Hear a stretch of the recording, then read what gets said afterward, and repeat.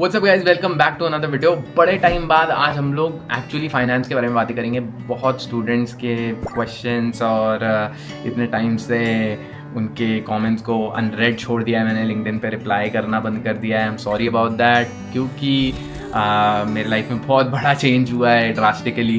तो you can understand, you know, I hope you understand. So we want to talk about risk management in this video, कि risk management क्या होता है। Risk management कौन कौन से टाइप के रिस्क होते हैं, कौन कौन सी टाइप की जॉब्स होती हैं, क्या क्या बेस सैलरीज होती हैं अमेरिका में। इसके लिए एक रेंज बताऊंगा, क्योंकि obviously it can very, but एक रेंज आपको एक रफ आइडिया मिल जाएगा कि यार इतना तो मिलता ही है रिस्क वाले को। तो रिस्क मैनेजमेंट की बात करते हैं हम लोग। एक बहुत बड़ी एंटरप्राइज होती है, उसके बहुत अलग अलग रिस्क होते हैं। अगर आप पूरी एंटरप्राइज की रिस्क मैनेज करते हो, बहुत सारे ऑपरेशंस, एमआरएम वगैरह सबको कंबाइन करते हो, वो एक बड़ा अम्ब्रेला है। जैसे अगर कोई आप बैंक हो तो आपके पास में अलग अलग टाइप की रिस्क होंगी, लेकिन अगर एक छोटी सी एंटरप्राइज है तो उसकी एक बड़े अम्ब्रेला में रिस्क होती है, जिसको एंटरप्राइज रिस्क बोलते हैं। उसी के अंदर ऑपरेशंस रिस्क आ जाती है, मॉडल रिस्क आ जाती है, वगैरह वगैरह। और आप उस कंपनी में, जैसे आप मैकडॉनल्ड्स में काम करोगे तो आप मैकडॉनल्ड्स के एंटरप्राइज रिस्क में काम करोगे। मैकडॉनल्ड्स की लिक्विडिटी रिस्क नहीं होगी, क्योंकि वो बैंक की होती है, और बैंकिंग में बहुत अलग अलग फॉर्म्स की लिक्विडिटी रिस्क होती है। मेन फाइनेंशियल इंस्टीट्यूशंस में बहुत अलग अलग फॉर्म की लिक्विडिटी रिस्क होती है, जिसके बारे में हम लोग अभी बात करेंगे। तो एक नॉर्मल पैरेलल से देखा जाए तो एक कंपनी मैकडॉनल्ड्स या बर्गर किंग या ऐसी एप्पल, इनकी सबसे बड़ा अम्ब्रेला होता है एंटरप्राइज रिस्क। उसके अंदर अलग अलग डिविजन्स होते हैं, और बेसिकली इनके पास में एक आईटी रिस्क और साइबर रिस्क वगैरह भी होती है, लेकिन हम लोग फाइनेंस फोकस्ड रिस्क की बात करेंगे।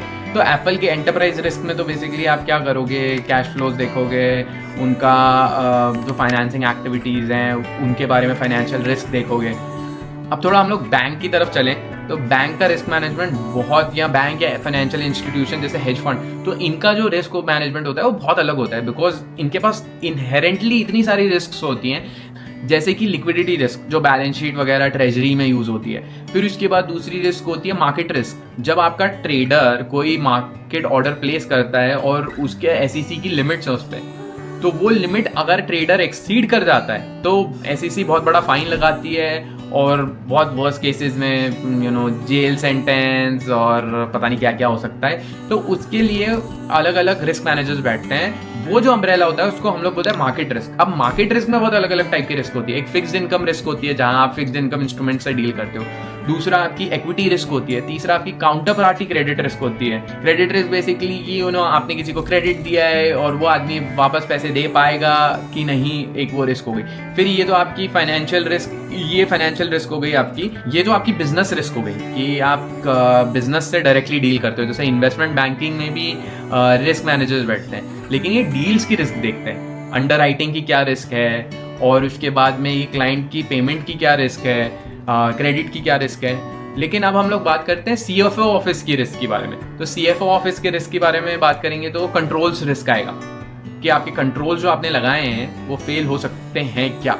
फिर उसके बाद आप जो मॉडल बनाते हो, जो सीकार होता है, जिसको यूएस में है ना, जब वो 2008 का फाइनेंशियल क्राइसिस आया था तो उसके बाद में फेडरल रिजर्व ने सीकार लेके आए थे, बेसल 3 रेगुलेशंस लेके आए थे। तो बेसिकली सीकार क्या बोलता है, comprehensive capital analysis and review, कि आपको अपनी बैंक की कैपिटल रेशियो इतना परसेंटेज तो मेंटेन करके रखना पड़ेगा, इतनी लिक्विडिटी तो मेंटेन करके रखनी पड़ेगी। और फिर क्या होता है कि हर बार फेड एग्जाम्स लेता है उन बैंक्स के।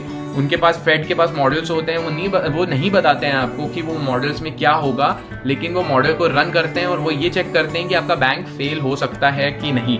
तो उसके लिए बैंक में एक इंटरनल टीम बनाई जाती है, जिसको बोलते हैं सीकार team, capital resolution planning, capital planning team, ऐसे ऐसे नाम दिए जाते हैं। वो पूरा टाइम अपने मॉडल्स को बिल्कुल क्लोजली फेड के साथ अलाइन करके रन करते हैं कि यार क्या हो सकता है। और फेड अलग अलग रिस्क लगाता है, interest rate risk, interest rate बढ़ गया तो ये बैंक लिक्विड रहेगा उस टाइम पे भी क्या। तो ये बैंक्स भी अपने खुद के मॉडल रन करते हैं। तो एक वो मॉडल रिस्क भी होती है कि आपका मॉडल फेल हो गया क्या, मॉडल रिस्क मैनेजमेंट वो हो जाता है। तो ऐसे तरह के रिस्क मैनेजमेंट प्रोफाइल्स आपको मिलते हैं after doing MS in financial risk management, MSFRM जिसको बोलते हैं। अच्छा, और एक ब्रॉड स्पेक्ट्रम में बात करी जाए तो कुछ कुछ एमएस इन रिस्क मैनेजमेंट होते हैं, लेकिन वो बहुत अलग होते हैं। Cyber security risk, IT risk, कि आपके आईटी कंट्रोल्स फेल हो सकते हैं कि नहीं, हम लोगों ने सीए में पढ़ा ये सब, बट ये फाइनेंस से रेलिवेंट नहीं होता इतना।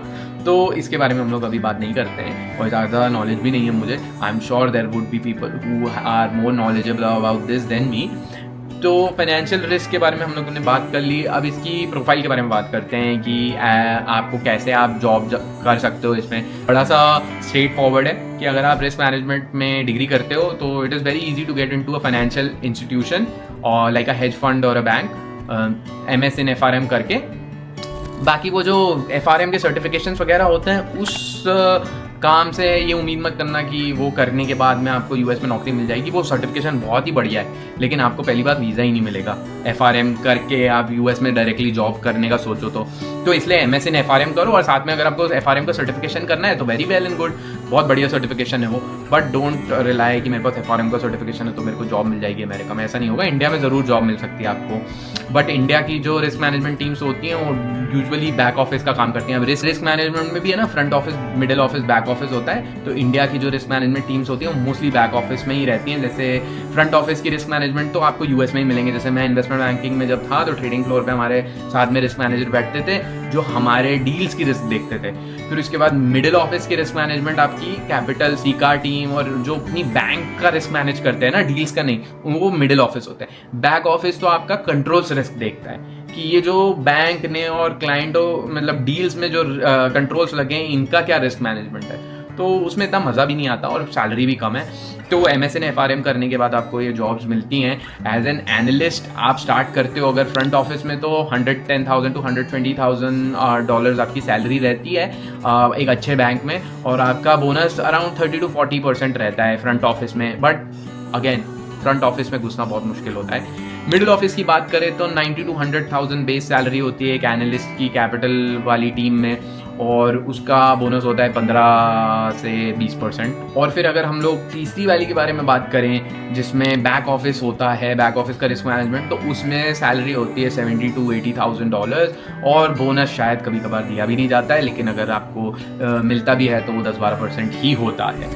तो अब आप कैसे जाओ फ्रंट ऑफिस के रिस्क मैनेजमेंट में, तो हमेशा याद रखो कि कोर्स जितना अच्छा, कॉलेज जितना अच्छा, उतना easy to get into the front office. उसके बाद आपके पास में स्किल्स हैं, कम्युनिकेशन स्ट्रॉन्ग है, आप सुपर डे पे जाते हो, ये सब चीज़ें करते हो, तो it is very easy to get into risk management का फ्रंट ऑफिस। और दूसरा, अब मिडिल ऑफिस में कैसे मैं जा सकता हूँ, तो आप MS फाइनेंस करके भी मिडिल ऑफिस में जा सकते हो। मैंने मेरे दोस्तों को ही भेजा है मिडिल ऑफिस में।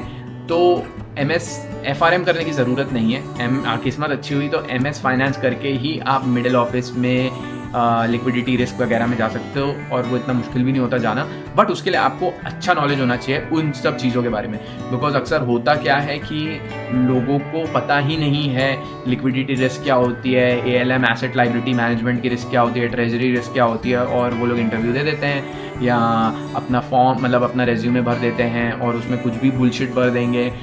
आपको अगर मिडिल ऑफिस या फ्रंट ऑफिस में जाना है तो आपको अपना बैक स्टोरी भी ये दिखाना पड़ेगा कि आपने रिस्क में काम किया है। अगर नहीं किया है तो आप कुछ पॉइंटर्स डालो, याद करो आपने क्या काम किया, कुछ तो रिस्क रिलेटेड काम किया होगा, तो उसको एम्पलीफाई करो, अच्छे से प्रिपेयर करो और फ्रंट ऑफिस मिडिल ऑफिस में क्रैक कर लोगे। मिडिल ऑफिस फिर भी ईजी है क्रैक करना, फ्रंट ऑफिस में थोड़ा कॉम्पिटिशन ज़्यादा होता है।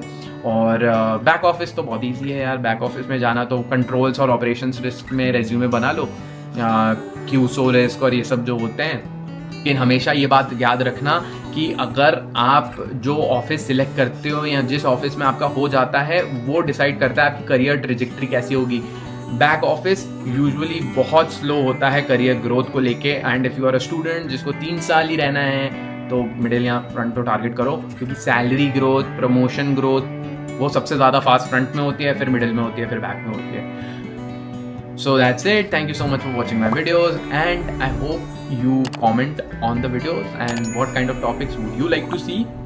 Also, अगर आप नॉन फाइनेंस की फील्ड से हो तो लेट मी नो कि इन जनरल आपके US के बारे में जाने के थॉट्स क्या चल रहे हैं, what do you want to do. If need भी मैं कोई मेरे फ्रेंड को बुला लूँगा या उससे कॉल कर लूँगा या इन्फॉर्मेशन लेके आप लोगों की हेल्प कर दूँगा. And that's it. I'll see you in the next video. Bye bye.